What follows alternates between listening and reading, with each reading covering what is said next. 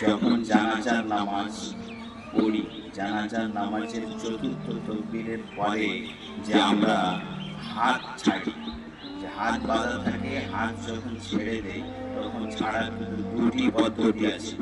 প্রথম নম্বর হচ্ছে যখনই চতুর্থ তকবীর হয়ে যাবে, চতুর্থ তকবীর হয়ে যাওয়ার পরে আমরা তারপরে আগে হাত ছেড়ে দেব, তারপরে আসসালামু আলাইকুম ওয়া রাহমাতুল্লাহ, আসসালামু আলাইকুম ওয়া রাহমাতুল্লাহ। এটা একটা পদ্ধতি। দ্বিতীয় নম্বর পদ্ধতি, যখনই চতুর্থ তাকবীর হয়ে যাবে আগে আমরা সালাম ফিরিয়ে নেব, আসসালামু আলাইকুম ওয়া রাহমাতুল্লাহ, আসসালামু আলাইকুম ওয়া রাহমাতুল্লাহ, তারপরে হাত ছাড়ব। কিন্তু এখন বর্তমানে কিছু দেখতে পাওয়া যায় অনেক জায়গায় কি একদিকে সালাম ফিরাচ্ছি আসসালামু আলাইকুম ওয়া রাহমাতুল্লাহ, ডান দিকে ফিরালাম ডান হাত ছাড়লাম, বাম দিকে ফিরালাম বাম হাত ছাড়লাম। এটা পদ্ধতিটা মানে দলিল পাওয়া সেরকম যায় না। তাই কোনো ব্যক্তি যদি পেয়ে থাকেন তাহলে আপনি আমাকে কমেন্টে জানাতে পারেন।